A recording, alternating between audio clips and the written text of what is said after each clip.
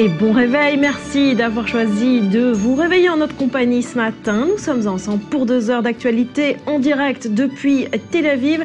Voici le sommaire de cette édition. Évidemment, les attaques de Copenhague, on en reparle ce matin, une tragique réplique des attentats de Paris. Alors pourquoi le Danemark? Qui était le terroriste et qui visait-il? On tente de répondre à toutes ces questions dans un instant. Et puis en Israël, à un mois des élections, le parti au pouvoir révèle un nouveau clip de campagne. Pour certains, il est encore plus simpliste que les précédents. Binyamin Netanyahou prend-il les électeurs pour des idiots? On ouvre le débat. Enfin, la petite phrase du jour. En Occident, les femmes se moquent d'être violées sur le bord des routes. Ça ne leur pose pas de gros problèmes. Elle est signée d'un historien saoudien. Le détail à suivre. Voilà, bonjour à tous et bonjour à nos invités. Jacques Neria, spécialiste des questions de défense et de sécurité. Emmanuel Navon, professeur de relations internationales à l'Université de Tel Aviv. Et Cyril, bonjour. Bonjour Barbara. On se plonge ce matin dans les grands titres de la presse arabe et israélienne ce matin avec d'abord la presse israélienne. C'est aujourd'hui que sera investi le nouveau chef d'état-major de Tzahal. Et retenez bien ce nom, il s'appelle Gadi Eisenkot, il a 54 ans et il succédera donc aujourd'hui au chef d'état-major sortant, le général Benny Gantz, dont il faut rappeler, Barbara, qu'il était jusqu'à ce jour l'adjoint. Sa réussite sera la nôtre, titre nos confrères ce matin du quotidien à grand tirage Yediot Ahronot. Eh bien, avant de dire merci à Benny, sous la plume d'Eitan Haber, Benny, c'est donc Benny Gantz, le chef d'état-major sortant, c'est que le nouveau chef d'état-major israélien est nommé dans un contexte, Barbara, de forte tension, comme nous le rappelle le caricaturiste du Israël Hayom ce matin. De quoi donner le tournis, vous allez le voir, au nouveau chef militaire, roquette du Hamas, soulèvement populaire en Cisjordanie, présence de groupes djihadistes aux frontières sur le Golan syrien comme dans le Sinaï égyptien. Le général Eisenkot, vous l'aurez compris, va devoir également gérer le dossier de l'Iran, considéré par Israël comme son ennemi numéro 1. On lui souhaite bonne chance. On lui souhaite bonne chance. Jacques, qu'est-ce qu'on peut dire de cet homme, Eisenkot? Alors, le roi du Maroc doit être content parce que c'est le premier Marocain à commander l'armée israélienne. Donc, nous avons ici, je dirais, un représentant de taille. Bien que son nom prête à confusion, que ce soit Eisenkot qu'un nom ashkénaze, non, pas point du tout. Sa famille est originaire de l'Atlas marocain, donc ce sont des berbères en fait. Et ce qu'il y a, donc, nous avons ici quelqu'un d'aguerri, un berbère, un vrai combattant. Un vrai berbère dont le patronyme, d'ailleurs, on pensait que c'était un patronyme ashkénaze, il s'avère que c'est un patronyme berbère qui signifie, je crois, le chef du troupeau. Du troupeau de chèvres, quelque chose comme ça. Tout à fait. Voilà, on lui souhaite bonne chance, effectivement. Et puis les journaux israéliens, Cyril, reviennent évidemment ce matin largement sur les attentats au Danemark. Un mort dans une fusillade à Copenhague, voilà le titre sobre, comme à son accoutumée, choisi ce matin par le quotidien de gauche israélien Haaretz, avec cette image, vous le voyez, d'un Danois et de ses enfants qui se recueillent devant le lieu de culte au lendemain du crime qui a coûté la vie à Dan Uzan. C'est un juif de 37 ans qui montait la garde précisément, et c'était pour sécuriser la cérémonie d'une bar mitzvah qui se tenait donc dans cette synagogue de la capitale danoise. Sur la ligne Paris-Copenhague, l'envoyé spécial du journal au Danemark revient sur les similitudes frappantes entre les attentats de Copenhague et ceux de Paris. Même mode opératoire, même cible. Une fois de plus, écrit le journaliste, l'Europe a failli à sa mission, celle de protéger ses citoyens.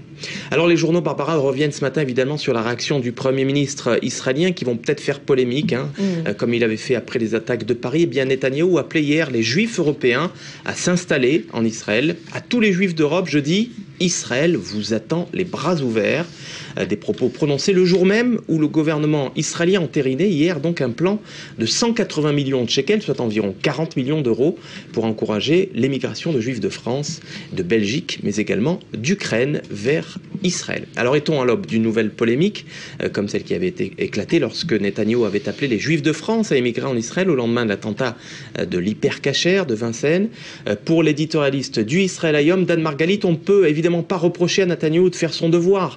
Il est Premier ministre de l'État d'Israël. Après tout, le retour en Israël des communautés de diaspora est au cœur de l'histoire juive et du sionisme, écrit Margalit. Netanyahou devrait au contraire multiplier ses appels, même lorsque les balles de plomb ne sifflent pas dans les rues de Paris ou encore de Copenhague. On va reparler dans un instant de cet appel de Benyamin Netanyahou, mais avant cela, on referme cette revue de presse avec l'Égypte et cette nouvelle exécution macabre de l'État islamique. Oui, les journaux égyptiens, effectivement, qui font leur gros titre ce matin sur cette vidéo effroyable de l'exécution, de la décapitation de ces 21 coptes égyptiens par l'État islamique en Libye. Le président Al-Sisi, vous le voyez, se réserve le droit de répliquer de la manière et au moment adéquat. C'est le site d'information égyptien Al-Masri Al-Yom, l'Égyptien aujourd'hui, qui relaie l'allocution du chef d'État. C'était à la télévision publique hier soir. Et le site d'information qui publie également les photos, vous le voyez, les photos des familles des otages. Les voici. Ce ne sont pas des otages, ce sont des travailleurs égyptiens qui étaient en Libye, qui dans le secteur pétrolier, qui ont été pris par les Daesh, donc la succursale libyenne, la succursale libyenne de Daesh, et qui ont été exécutés tout simplement parce qu'ils étaient chrétiens. La Libye, c'est un pays en chaos qui n'existe plus, c'est le tohu-bohu qui est en Libye. Et effectivement, quel type de réaction égyptienne doit-on s'attendre ? Effectivement, regardez, pour un pilote brûlé, immolé par l'armée jordanienne étant branle-bas de combat, à l'attaque chaque jour, pour 21 coptes égorgés et décapités. Je pense que les Égyptiens sont loin de se retenir et, à mon avis, ils vont tout simplement agir militairement sur place et attaquer autant de cibles possibles pour se venger. Est-ce qu'on voit aussi l'extension qu'avait annoncé l'État islamique territorial qui est en train finalement de se réaliser sous nos yeux avec la Libye aujourd'hui ? Aujourd'hui, la stratégie de l'État islamique est de développer des bases autour du monde arabe. Pas forcément de s'étendre physiquement à partir de la base qu'est l'Irak et la Syrie, mais effectivement, comme Al-Qaïda à l'époque d'ailleurs, Al-Qaïda, ce qui signifie la base en arabe, qui avait repris la stratégie de Mao Tse-tung en Chine, c'est-à-dire d'établir des bases autour du territoire que l'on veut conquérir. On le voit aujourd'hui en Syrie, comme l'a dit Jacques Neria, la Libye n'est plus un État, enfin c'est un État qui a complètement implosé, qui n'existe plus, qui est virtuel, et dans lequel, comme on dit, le pouvoir a horreur du vide, et là effectivement Daesh rentre dans ce vide, et on voit les conséquences. Conséquences terribles, on en vient à notre dossier du jour. Évidemment, on reparle des attentats de Copenhague. Copenhague plongé dans la terreur. Si 2 tueries de masse ont été évitées de justesse, 2 civils ont perdu la vie. Plusieurs policiers également ont été blessés samedi dans cette sinistre réplique des événements de Paris. On revient sur les faits en images. La première ministre danoise est sur les lieux de l'assaut contre la grande synagogue de Copenhague. Elle Thorning-Schmidt est venue ajouter un bouquet au pied du bâtiment, là où quelques heures plus tôt, un homme de confession juive a été tué, visé par des tirs de fusil automatique. Âgée de 37 ans, la victime assurait la sécurité d'une communion religieuse. Autour de la jeune fille se tenaient réunies 80 personnes qui ne doivent leur salut qu'à la présence des services de sécurité. Au cours de l'attaque, 2 policiers déjà présents sur les lieux ont été blessés. Stand here in front of the Jewish synagogue in Copenhagen. Nous sommes ici en face de la synagogue juive à Copenhague. Un homme en service a perdu la vie devant cette synagogue et nous sommes dévastés. Nos pensées vont à la famille. Nous sommes aujourd'hui avec eux. Mais notre pensée va également à l'ensemble de la communauté juive aujourd'hui. Ils appartiennent au Danemark. Ils font partie de notre communauté. Et nous ferons tout notre possible pour protéger la communauté juive dans notre pays.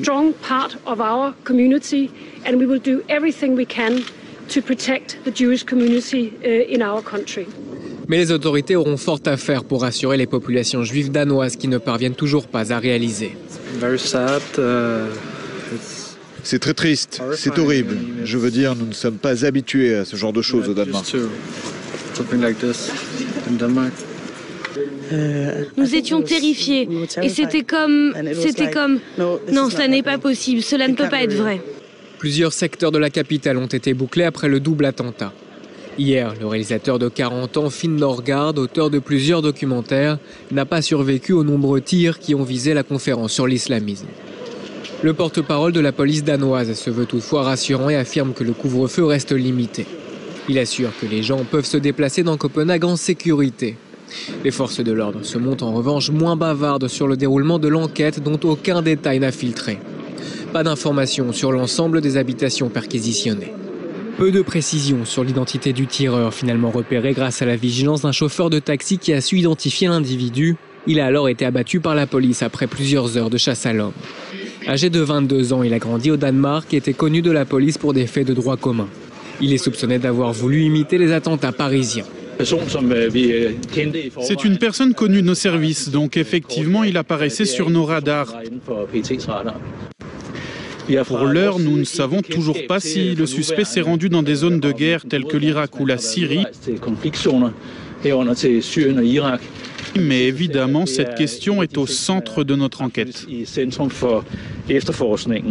Une vaste opération a été menée cet après-midi dans un cybercafé près du lieu où a été abattu le tireur présumé. Au moins 2 personnes ont été arrêtées selon une télévision locale. Dans ce combat contre le terrorisme, la coopération entre les pays est mise en avant. Le ministre de l'Intérieur français en visite spéciale au Danemark a vanté les échanges réguliers entre les services de renseignement et dénoncé les mêmes haines qui se déploient dans les capitales européennes. Manuel, on en sait désormais un peu plus sur le terroriste. Il s'appelle Omar Al-Hussein, il a 22 ans, né et élevé au Danemark. Il était connu des services de renseignement avec un casier judiciaire extrêmement lourd. Il sera d'ailleurs sorti de prison il y a à peine 2 semaines. Est-ce que c'est le même profil que les Merah, Nemouche, Koulibaly et Kouachi ? La réponse est oui. Autrement dit, des musulmans qui sont nés, qui ont grandi en Europe, qui sont la 2e, 3e génération d'immigrants qui eux étaient venus pour travailler, qui n'étaient pas du tout des extrémistes sur le plan religieux, mais on voit la 3e génération. Il y a une 3e génération qui s'extrémise et qui a des casiers judiciaires, comme vous l'avez rappelé, très lourds.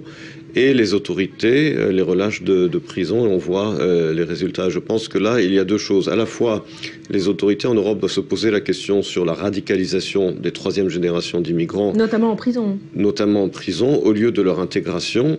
Alors, ça ne concerne pas tout le monde, bien entendu, mais ce phénomène existe et il existe dans tous les pays européens. Et la 2e question que les autorités européennes doivent se poser, c'est ce laxisme qui consiste à relâcher les gens ou à leur donner que des peines très très molles. Et quand on voit les résultats tragiques, je pense qu'il faut que les gouvernements européens se ressaisissent sur ces 2 sujets.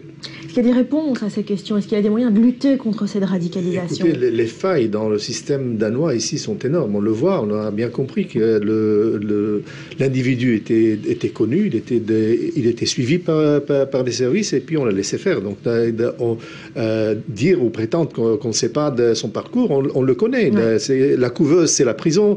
C'est là où il a été mobilisé, recruté. C'est là, en fait, le djihadisme devient en quelque sorte la rédemption des pécheurs. Donc, pour se retrouver au paradis, il faut tuer des juifs, il faut tuer tout ce qui est liberté d'expression pour pouvoir donner à l'islam de prévaloir. Justement, sur cette question, on le voit, c'est un scénario d'attaque qui a été calqué point par point sur les attaques de Paris. Elles ont été moins meurtrières par chance. Pourquoi ce mimétisme? Quelle stratégie? Mais voilà, Daesh le dit très ouvertement dans ses publications. Il dit, si vous êtes dans l'incapacité d'arriver et de faire partie du djihad en Syrie et en Irak, vous pouvez le faire sur place. Donc il y a des instructions, il y a des réseaux qui sont sur place. Comment est-ce que cet individu a reçu ses armes, ses instructions, je dirais son entraînement, tout cela, je dirais, traiter uniquement de ces individus-là comme des déséquilibrés ou des loups solitaires, ce n'est pas vrai. Ce sont des loups solitaires qui font partie d'un réseau. Et il faut, tant qu'on ne comprendra pas ça, la manière d'agir et surtout de les arrêter sera difficile. L'enquête ne l'a pas encore prouvé qu'il faisait partie d'une filière djihadiste. On sait que le Danemark est aussi une terre de départ au djihad. Vous allez dans la direction de Jacques. Il n'a pas pu agir seul comme un loup solitaire? Bien entendu. Comment croyez-vous qu'il a obtenu ces armes? Comment pensez-vous qu'il a obtenu l'idée de commettre cet attentat? Il y a là trop de cas qui se répètent pour qu'on puisse continuer de dire, comme certains voudraient le faire, qu'il s'agit de cas isolés de déséquilibrés. Ce ne sont pas des cas isolés de déséquilibrés. Il y a un djihadisme international qui voit dans le crime de ce qu'ils appellent de mécréants et avant tout de juifs en Europe un commandement religieux. Ces armes ne tombent pas du ciel, elles sont fournies et les djihadistes exploitent le caractère extrêmement libéral de pays scandinaves comme le Danemark pour justement lutter contre les valeurs de ses propres pays. Et il est temps, encore une fois, et le Danemark est vraiment l'exemple typique d'un pays scandinave très libéral sur le plan des mœurs, sur le plan de la liberté individuelle, mais ce vide est utilisé, ce libéralisme est utilisé à mauvais escient par les islamistes pour lutter contre les valeurs occidentales. Et c'est là qu'ils doivent se réveiller. De plus, regardez, les 2 cibles attaquées, ce n'est pas des cibles par hasard. L'homme de sécurité là, qui était devant la synagogue a été attaqué directement par 3 balles dans la tête. Donc il était visé directement. De plus, le débat qui se tenait dans ce cybercafé, dans un café, il était à son centre. Dans son centre était le célèbre caricaturiste suédois. Alors pourquoi justement ces cibles sont-elles associées d'une part ces caricaturistes qui personnifient la liberté d'expression et d'autre part les juifs? Pourquoi ça va de pair dans ces attentats? C'est une vague. Attaquer de telles cibles provoque un déferlement, je dirais, dans l'opinion publique. Ça a beaucoup d'écho. C'est la résonance, surtout d'attaquer un endroit qui célèbre la liberté d'expression. Tout cela, je dirais, c'est s'attaquer aux valeurs même de la démocratie, du libéralisme, qui sont tout à fait contraires à l'islam djihadiste. À l'islam djihadiste, ce sont des cibles je précise. À haute valeur symbolique, évidemment. Le symbole, on l'a dit, de la liberté d'expression, le symbole des cibles juives. Est-ce qu'on est passé à une autre sorte d'attentat, finalement? Ce ne sont plus des attentats à l'aveugle, comme on a pu le voir à New York, à Madrid ou à Londres, mais justement des attentats avec des cibles extrêmement symboliques. Les cibles sont symboliques, la liberté d'expression et les juifs. Ce sont toujours les 2 cibles qui se répètent. Et là, il faut bien comprendre que cet islam djihadiste, c'est aussi avant tout une idéologie politique.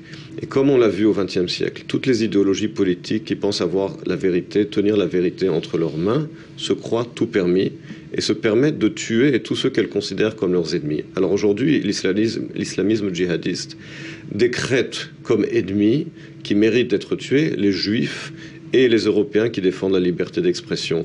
C'est ça des idéologies politiques fondamentalistes qui justifient à leurs yeux le meurtre de ceux qu'ils considèrent comme leurs ennemis. C'est vrai que à partir du Danemark, selon les recensements je dirais de l'Interpol, il y a plus de 150 djihadistes danois qui se trouvent aujourd'hui en Syrie. Oui. C'est le nombre évalué, on ne sait pas trop. 150 uniquement du Danemark.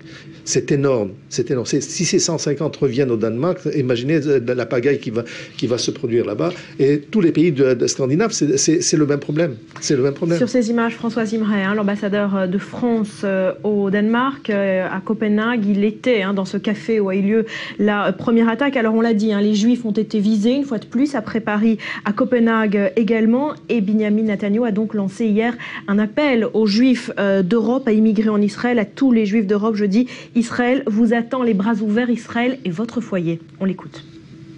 Nous disons aux Juifs, nos frères, nos sœurs, Israël est votre maison. Nous sommes prêts à continuer d'absorber l'immigration des Juifs d'Europe. Je voudrais dire à tous les Juifs d'Europe et les Juifs de partout, Israël est la maison de tous les Juifs. Il a raison, Benjamin Netanyahu, de relancer cet appel aux Juifs d'Europe où ça va créer un incident diplomatique avec le Danemark cette fois.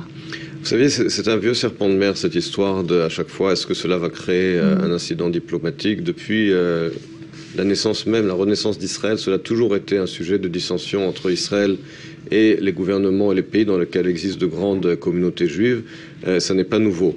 Je vous rappelle qu'en 2004, le premier ministre israélien de l'époque, Ariel Sharon, avait créé un incident diplomatique avec la France, à l'époque avec Jacques Chirac, parce qu'à l'époque, lui avait dit, Sharon, j'en appelle aux Juifs de France à immigrer immédiatement en Israël. Ce n'est pas ce qu'a dit Netanyahou. Faites bien attention à ce qu'il a dit. Il a dit, ça avait créé un grave différend. Ça avait créé un différend parce que Sharon lui avait dit, j'en appelle aux Juifs de France à quitter la France immédiatement. Ce que dit Netanyahou, c'est différent. Il dit, je vous annonce que Israël est prêt à vous accueillir et vous attend les bras ouverts si vous décidez de venir. Ça n'est pas un appel en disant aux gens je vous incite à venir immédiatement. Je pense que les Juifs de France, de toute façon, aujourd'hui, n'ont pas besoin qu'on les convainque que leur situation est très précaire. C'était un message de réconfort pour dire... Ce n'est pas une attaque directe au gouvernement français, au gouvernement danois, en disant vous n'avez pas réussi à vous préoccuper de la population mais c'est un juive. constat qu'on ne peut pas nier. Encore une fois, les intentions des gouvernements européens sont bonnes. Et je pense que quelqu'un comme Manuel Valls, c'est quelqu'un de remarquable qui fait ce qu'il peut, mais dans les faits, ils n'ont plus aujourd'hui la capacité de prendre les choses sous leur contrôle. Quand on voit aujourd'hui qu'en France, l'armée l'armée défend les écoles juives et les synagogues, que le gouvernement fasse tout ce qui est en sa capacité. Oui, personne ne le conteste. Mais le gouvernement a failli. Écoutez, moi, je regarde les choses d'une autre façon. À écouter, je dirais, la propagande électorale du Likoud, j'hésiterai 3 fois avant de venir en Israël, puisqu'Israël aujourd'hui est menacé par l'Iran nucléaire, par Daesh, par Hezbollah, par une implosion des Palestiniens à l'intérieur. Pourquoi choisir ici? Mieux vaut aller en Nouvelle-Zélande, en Australie ou aux États-Unis. Il y a le choix. Jacques, est-ce que ces gouvernements-là ont failli dans la protection de la communauté juive sur place? Le ministre des Affaires étrangères à Jérusalem, le ministre des Affaires étrangères israélien, a publié un communiqué hier de condamnation en accusant les autorités danoises de ne pas avoir suffisamment protégé les institutions juives. Écoutez, c'est très facile d'attaquer et d'accuser. La preuve, c'est qu'ici en Israël, est-ce que nous avons réussi à endiguer toutes les attaques de terrorisme en Israël? Est-ce que nous avons empêché les perpétreurs de cet assassinat horrible des 3 adolescents d'être faits? Où étaient les services israéliens? Qu'ont fait les services israéliens? C'est très facile d'accuser. Mais Jacques, vous avez dit vous-même qu'il y avait des failles dans le système. Non, je suis d'accord. Il y a des failles, mais simplement ces failles-là aujourd'hui existent à cause du système démocratique qui ne permet pas aux services de renseignement d'agir librement sur le terrain. Il y a un conflit entre démocratie et je dirais liberté individuelle et contrôle de l'État. À partir du moment où les démocraties permettront aux services de renseignement d'agir complètement et librement contre ces djihadistes-là, les choses pourront tourner. Allez, le Danemark, on l'a dit, est un pays au centre du débat sur les caricatures de Mahomet. C'est un journal danois, on s'en souvient, qui avait publié pour la première fois ce que les islamistes considèrent depuis comme un blasphème. C'était il y a 10 ans déjà, en 2005. Et on l'a dit, la cible de la première attaque samedi était à nouveau un caricaturiste, Lars Vilks, c'est son nom. Sa tête avait été mise à prix par Al-Qaïda depuis longtemps. Leslie Rezoug.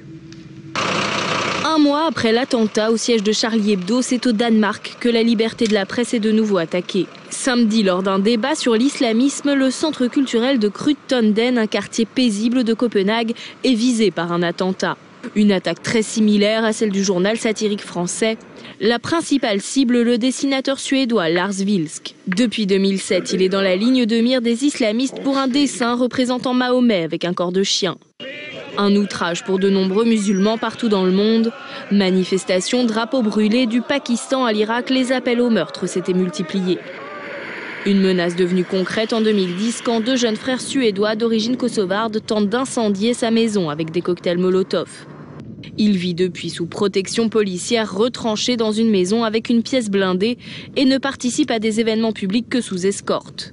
Et Lars Vilks n'est pas le seul caricaturiste scandinave à être la cible des islamistes. Le Danois Kurt Vestergaard connaît le même sort. S'il n'était pas présent à la rencontre de ce samedi, il est connu pour avoir publié il y a tout juste 10 ans une caricature de Mahomet coiffé d'un turban en forme de bombe dans le quotidien Jyllands-Posten.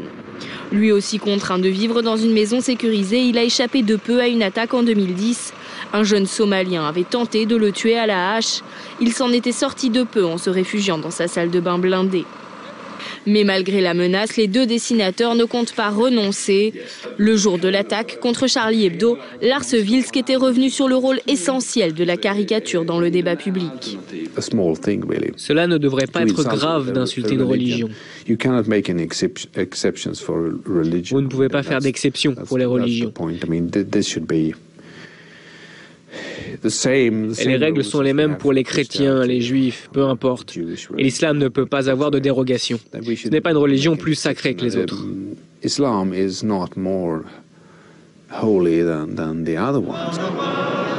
Alors que la France et le Danemark sont largement considérés comme les fers de lance de la liberté de la presse en Europe, ils font également partie des pays ayant le plus grand nombre de djihadistes partis en Syrie grossir les rangs de l'État islamique. Selon les services de renseignement danois, il serait au moins 100 à être déjà partis. Pourquoi le Danemark? Parce que le Danemark est un symbole de la liberté en Europe d'un côté, et d'un autre côté c'est aussi un des pays européens avec une forte communauté musulmane qui se radicalise. Le Danemark, mais pas seulement le Danemark, les pays scandinaves en général, sont des pays avec une tradition de liberté individuelle. Également des pays dont le rapport à la religion est très différent de celui, par exemple, des pays catholiques, des pays qui sont beaucoup plus sécularisés qui ont un débat très ouvert, des mœurs très ouvertes et très libérales. Et ça, pour l'islam, c'est quelque chose d'intolérable, alors même que les communautés musulmanes ne cessent de grandir dans ces pays. Donc les communautés musulmanes de ces pays sentent le fossé se creuser avec les valeurs de ces pays et leurs valeurs à eux. Et il faut bien reconnaître également que l'islam se considère comme la troisième révélation, la seule religion vraie, et dont le devoir des croyants est de convertir, qui remplace le judaïsme et le christianisme, et que les croyants ont le devoir d'islamiser les autres et de convertir les autres. Il faut bien comprendre cela. Alors on a parlé beaucoup du modèle français de laïcité, vous l'avez dit, le modèle scandinave est quelque peu différent, on parle de tolérance, de multiculturalisme, mais ce modèle-là n'a pas convaincu non plus les plus radicaux de ces musulmans, finalement. Tout à fait, mais l'islam voit aujourd'hui très clairement, l'islam djihadiste voit très clairement le monde scindé en deux. Il y a la maison de l'islam et la maison de la guerre. La maison de la guerre, c'est tout ce qui existe en dehors du monde islamique. Donc l'Europe est la proie. Les cartes de Daesh le signalent très clairement. On va reconstituer l'empire musulman à partir de l'Andalousie jusqu'au port de Vienne. Et tout cela sera... la célèbre bataille avec Charles Martel n'existe plus. Il faut reprendre la France, il faut reprendre les positions qui ont été perdues par l'islam. Donc nous sommes en pleine guerre, il faut le comprendre. Le djihadisme est en guerre avec la démocratie européenne, avec les États européens. Donc si aujourd'hui il y a eu le Danemark, c'est tout simplement parce que l'occasion s'est présentée. Demain, ça sera la Suède, demain, ça sera la Suède, ça sera la Norvège, ça sera l'Allemagne. Heureusement pour les Allemands, ils sont plus vigilants. Les Italiens aussi sont vigilants, les Suisses sont vigilants, mais ça ne m'étonnerait pas. On a vu cela se passer à Madrid, à Londres, à Paris, à Toulouse, à Bruxelles. Je dirais là où il y a une présence musulmane sur place en Europe, il faut s'attendre à ce qu'il y ait des attentats. C'est le fruit aussi de l'échec de l'intégration, comme on en a beaucoup parlé avec les attentats de Paris. Il ne faut pas non plus accuser et blâmer les gouvernements pour cet échec. Il y a d'abord un échec qui est relatif, qui ne touche pas tous les immigrants. Il y a un certain échec de l'intégration, oui, mais il faut bien comprendre également que cet échec vient également du financement de l'extrémisme musulman par des pays comme l'Arabie saoudite en Europe. On ne peut pas accuser uniquement les gouvernements européens. Il y a là une volonté, oui, de radicalisation qui est financée par le gouvernement saoudien. Il y a des écoles wahhabistes en Europe. Et cela aussi, il faut en parler. Alors pour finir en 10 secondes, vous l'avez dit, ces terroristes suivent les revendications djihadistes, passer à l'action là où vous vivez et frapper le plus fort. Ce n'est que le début d'une série d'attentats ? Tout à fait. En 3 mots, tout à fait. Merci Jacques, vous restez avec nous. Emmanuel, on parlera de politique israélienne à suivre justement. On revient en Israël à un mois des élections avec ce nouveau clip de campagne de Binyamin Netanyahu et cette question: prend-il les électeurs pour des idiots? On tente d'y répondre après un nouveau journal, ne bougez pas.